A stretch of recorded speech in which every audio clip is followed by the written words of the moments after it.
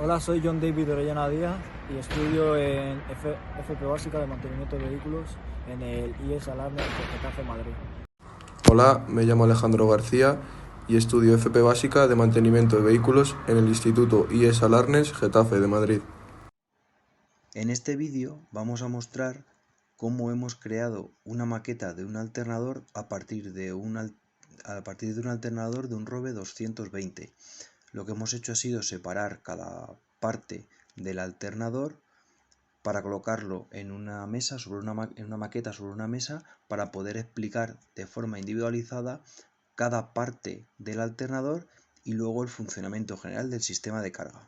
Con un interruptor y una bombilla simularemos el contacto y el cuadro de instrumentos. El estator se encuentra dentro de la carcasa del alternador. Está formado por un conjunto de 3 bobinas que, al verse afectadas por el campo magnético que va a generar el rotor, van a generar una corriente por inducción magnética, que esta corriente es una corriente alterna. Cada una de las bobinas va a generar una corriente alterna que, a su vez, entre ellas van a estar separados unos grados. Esta corriente alterna se verá modificada a corriente continua gracias al puente de diodos, como veremos a continuación. El alternador dispone de una polea que es por donde recibe el movimiento del motor, por medio de las correas. Esta polea está unida por un eje al rotor y se va a transmitir el movimiento de la correa por medio de la polea al rotor.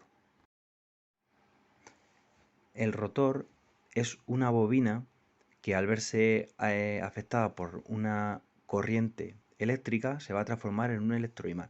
Este electroimán va a ampliarse gracias a las masas polares que dispone el rotor. El campo magnético se genera, va a cortar las bobinas del estator y son las que van a provocar la corriente alterna en las bobinas del estator. La corriente para el rotor la va a recibir por los anillos rozantes, proveniente esa tensión, esa intensidad de corriente del regulador.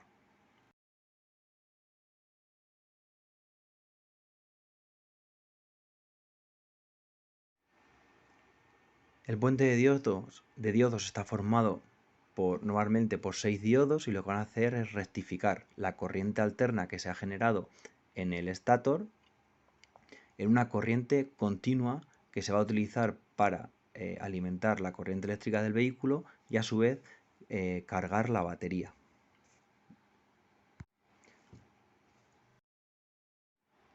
La corriente que va a generar el alternador va a ser proporcional al número de revoluciones que dé el rotor. Como nosotros necesitamos una corriente de funcionamiento del vehículo que está en torno a 14 voltios, una pieza del alternador, que se llama regulador, va a ser la encargada de regular esa corriente.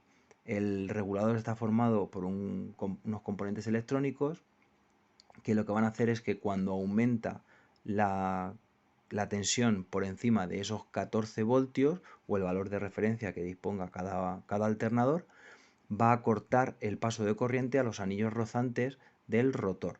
De esta forma, el campo magnético disminuirá, generando menos tensión. Cuando la tensión vuelva a bajar de esos 14 voltios, volverá a mandar el regulador señal a esos anillos rozantes, generando así una señal cuadrada para alimentar esos anillos rozantes y así generar siempre la tensión de 14 voltios.